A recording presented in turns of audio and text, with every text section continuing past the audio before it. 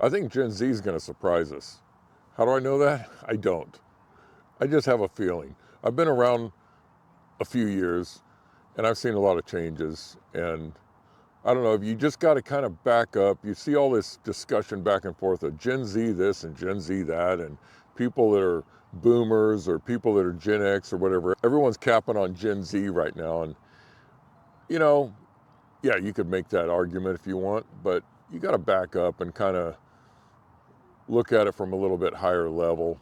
I try to do a little bit more thinking to try to understand the different generations. And I think Gen Z is going to pull it off, actually, believe it or not. I can't really cite any case studies or whatever like that, but if you think of every generation that's come along, and we start with the boomers. I mean, the boomers came out of, to understand the boomers, everyone caps on the boomers like, oh, they got all the money, or they're the ones with the cheap houses and everything like that. Well, you got to put yourself into that era so to understand, and I think that's what's lacking nowadays. Everyone's pointing at each other, pointing at different generations. Oh, we didn't have computers. Oh, you guys got everything. You're on your phone all day, and I think that kind of discussion just needs to stop. I think people need to stop and understand. If you look back at boomers, the reason they had cheap houses and everything is half of them were coming back from war. They were coming back from either World War II or the Korean War or Vietnam or something like that. And that's what happened. After war, everyone's trying to get their lives back together, and they started building houses. All the suburbs just started exploding, and so they were scraping off land outside of cities, and houses were cheap, or relatively cheap. They were abundant, let's put it that way. And they didn't have all these corporations like's happening nowadays, buying them all up and turning them into rentals and everything like that. It was just, hey, build a house, move into it. Everyone's now got a lawn to mow. And so you gotta do a little bit of research. So if you're a younger generation, you're capping on the older generation. I think a lot of it is just clapping back at the older generation that are capping on the younger generation, thinking they're lazy or whatever. But let's just stop and kind of, I guess, maybe throw this out there to get a little bit better understanding. So, like I said, a lot of the boomers were exhausted from wars and worrying about getting invaded. They're worried about bombs that were being developed and Russia, and you know, there was a lot going on. So get your history books and kind of put yourself in their shoes for a minute. And then they were all about hard work, going to a factory, going to work for a corporation. Back then, if you went to work for IBM or if you went to work for, Xerox or something like that, you got your foot in the door and worked your way up, and you were there for 30, 40 years, and you retired. They gave you a gold watch and a pat on the back and sent you out the door, and you were in retirement. And so talk to them. If you're younger, go talk to some of these people and ask them about their life. And so understand them a little bit and start from there. If you're the next generation, some of these Gen X's are on TikTok and YouTube and stuff like that, throwing it out there. Oh, we didn't have this and we didn't have that, and we had to go play outside and drink out of the hose and everything. And so, yeah, that's true. That's true. I'm sitting in a park right now, and this is Labor Day. And in my day, I couldn't put up a camera and sit here at a table by myself with, you might see a couple of people walk by behind pushing a stroller or letting their kids ride a bicycle. But I'm sitting here at a park on Labor Day afternoon, and there isn't one frisbee coming my way. There's not one baseball hit my way. I don't have to worry about anything. There's 10 acres right here. Do you see anyone behind me running around throwing a frisbee, playing volleyball? Where is everyone? In my day, this park would be absolutely swamped. There'd be picnics everywhere. People would be throwing lawn darts. You ever seen them play lawn darts? Yeah. Throw a spike in the air and hope some kid doesn't run under it while it's coming down. Anyway, I'll digress several times in this video here, so just stay with me. Anyway, back to understanding each other. I think that's what's lacking. Older generations need to look at Gen Z right now and say, yeah, maybe they don't have the direction what we think they would have or whatever, but for some reason, I think Gen Z is going to get it figured out one way or the other. There's fringes in every group. Not every boomer owns a house and has money stashed away in the bank and living, on their Social Security because everything else is paid off. Not every boomer's like that. Not every Gen Xer is stuck in the middle and still frustrated and trying to make it. And not every Gen Zer's laying on the couch and all those other generations in between. So I'm just going to pick three real quick. But not every Gen Z is lazy. It's just that what they have at their disposal versus what we had at our disposal, and two different things.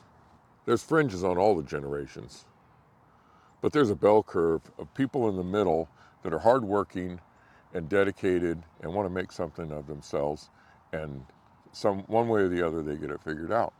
And I think that's what's going to happen with Gen Z, because there's going to be another generation behind them that's got to figure it out as well. If you live long enough, you'll hear Gen Z complaining about the next generation. I don't know which one they're called this time, but you'll hear about them complaining about the next generation not having any direction or whatever. But everybody's judging a generation based on their generation, and I think that's difficult. Like I said, I'm out here in a park. We were out here all the time because we didn't have computers to sit in front of us, and we didn't have video games, and we didn't have, we had lawn darts, and we had soccer balls and basketballs. So that's huge as far as I'm concerned. That's really almost disconcerting. And I wonder if there'll be anyone at this park. They'll probably develop it and make it some warehouses or strip mall or something in the future if it's not even being used. I think Gen Z is doing what other generations have done. The generation that watched their parents working for a company for 30 years only appreciated to the point of getting a gold watch or whatever certificate or whatever bonus or retirement package they get handed, and get exhausted. The next generation, they don't want to do that. They want to do more freelance. They want a little bit more ownership of their time. And so it shows. And the next generation didn't have to worry about getting drafted or anything else like that. So the anxiety levels weren't like they were in the older generations. If you ever watch people that are older that want to save everything, they take a string off of a package and they put it in a little box somewhere, it's because they grew up in the Depression era. They grew up when there was nothing. When that string would come in pretty handy to mend something or fix something, or maybe trade it off for someone who's got some buttons. They'll trade back and forth. The people had nothing. I remember being younger and being frustrated that my dad wouldn't throw out certain pieces of material at the shop or whatever. Say, hey, why don't we just get rid of this? No, let's save that. He would want to save things and stack things off to the side that I was thinking, get rid of this stuff. But he remembers when a box of nails were worth their weight in gold when he grew up. He remembered when a roll of tie wire or a 2x4 or something like that was very valuable to have on the job site. And nowadays, you can't even pay someone to pick up nails on the job because it costs too much for them to pick up nails than it is what the nails cost. So that's the odd thing that people with older generations have to look out. They see, when they look down on the ground and there's nails on the ground at a job site or some screws kicking around, they see money, they see valuable items down there, and the guys on the job site now are looking at those screws like, your time, we're paying you $60 an hour. Those box of screws cost $15. So you see how that changes just in a few generations like that. Nails on the ground, you drop a nail, you leave it there. Your job is to get more work done. And so just throwing things out like that, it affects, you look at different generations, how they look at things like that, disposable. The older people, when they look at this disposable economy where you use a toaster for 6 months and, oh, it doesn't work anymore, throw it out, get a new one, that's so foreign to them because that's not how they grew up, and they made everything last because they had to. And so that's what I like about talking to older people. You get a little bit better sense of how they view something compared to how you view something. And so just right there, when you talk to somebody that's been through hard times like that, you'll wonder why they hold on to things and why they save things and make things last and don't spend money. Because if they spend money today, they may think they'll go hungry the next day. Didn't have all the credit cards back then. So kind of consider that when you're thinking about the boomer generation or the Gen X generation was just getting into the debt loads and everything else that comes along. But I think the Gen Z generation, the ones that are actually paying attention, I think the ones that are not on the outside edges, I think the ones that are in the middle, that are actually considering what's going on and trying to make the best of their situation and make the best of their life, I think somehow they're going to get something figured out. And hopefully, and I kind of have confidence that they will make things better. They've got a lot of resources, a lot of data to work with that the older generation didn't have. Got a lot more tools at their disposal. They've got AI now. Nobody had AI a few years back. So AI might help in all that. I'm just thinking they're going to be able to pull it through. I think somehow I just have the confidence that they'll get something figured out and they'll make things better for all of us. As far as I'm concerned, they better, because if they don't, there's going to be a lot of older people out there not getting taken care of. And if the younger people fall apart, who's going to take care of them? We're going to be a mess. So have a little confidence in the younger generation. Support them. Support their ideas. If they come up with something you think is harebrained, just hold on. Just listen to them and say, why don't you explain that a little bit more? Let's work through this. What do you got? And maybe it might get partway through it. No, it's not what they thought, but at least they can take a little bit of it and build on that. But that's how things work. I think we need to be supportive instead of attacking each other, and instead of pointing the finger that you guys don't know what you're doing. That's so easy to do. That's just like on the job site. That's like how easy is it on the job site to take the new guy and just say, oh, you'll never make it. You don't know what you're doing. Give them a little bit of time to get their footing and get things figured out, and you'd be surprised. And just like being with a company, being on a job site or something, I've seen people come on and get their footing.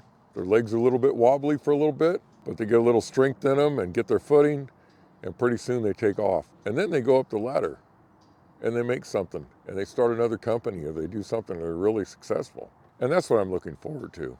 I think there's a pretty good cross-section of Gen Z that'll pull together and get something figured out. And it'll be completely different than what we think they should do. I think it's going to be based on their terms.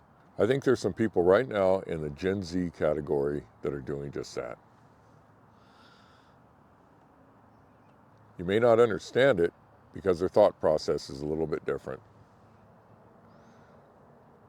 But try to help cultivate it. Try to do your part and try to understand where they're coming from. And maybe if you back off on the criticism of them, they might come together and try to understand where you're coming from, what frustrations you had. Maybe we could have that talk. Get everyone in the same room and discuss things. Talk it out. Get it figured out. I know the older generation can help. Say, yeah, we may have tried that before. Maybe the younger generation says, hey, we want to try this. And the older generation says, well, we tried that, but we could look at that again, instead of, no, that won't work. Don't be dismissive of everything that someone comes up with. Just try to be helpful. That's all I want to say about it. I think Gen Z is going to pull through.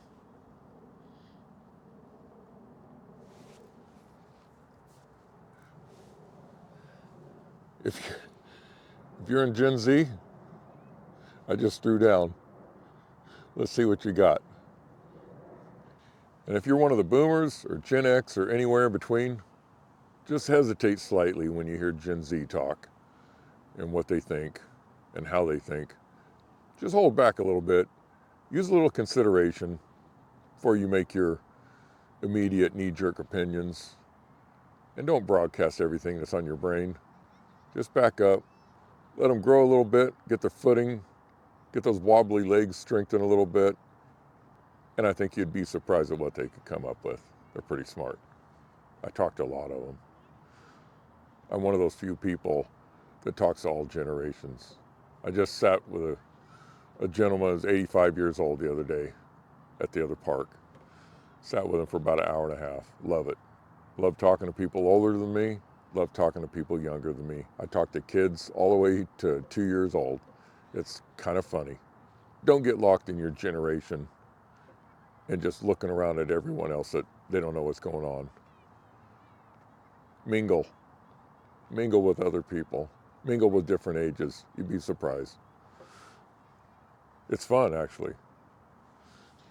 And then when you show a little bit of respect to them, they'll start asking you questions. Start asking you what you think. And then it goes back and forth. You'll have some great conversations. And for you older people, you may actually think you're kind of cool because you can relate. So start now. Gen Z, let's see what you got. You're up. You're up next. I don't know. Give me some comments. Tell me what you think. Tell me if I'm wrong. Tell me if I'm blowing smoke. I don't think I am. I actually talk to them. I know what's on their mind. I know what stresses they have. I know what worries they have. The uncertainties. There's a lot that is put on them right now. They've got way more on their minds and more on their shoulders than I ever had at that age. It shouldn't be like that. But that's the way it is. And we'll go from here. So like and subscribe. Maybe we'll learn something together. And put down in the comments, like I said, tell me if I'm blowing smoke. Or maybe support what I'm saying. Maybe you've seen it. Maybe you understand. Maybe you're got the same approach. So anyway, let me know. We'll see you.